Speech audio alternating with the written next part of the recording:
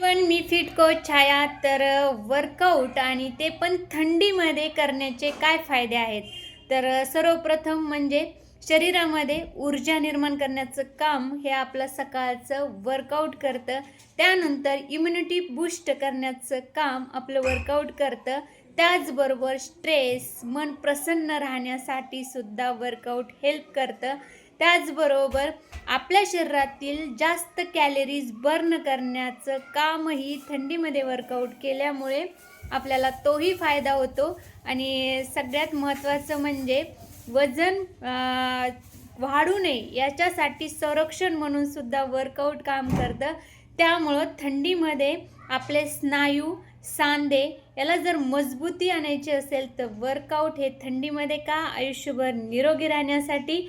तर वर्कआउटचे खूप फायदे आहेत आणि ते पण थंडीमध्ये थंडी जास्त आहे म्हणून झोपण्यापेक्षा सकाळी 1 तास स्वतःसाठी. Yes, thank you so much.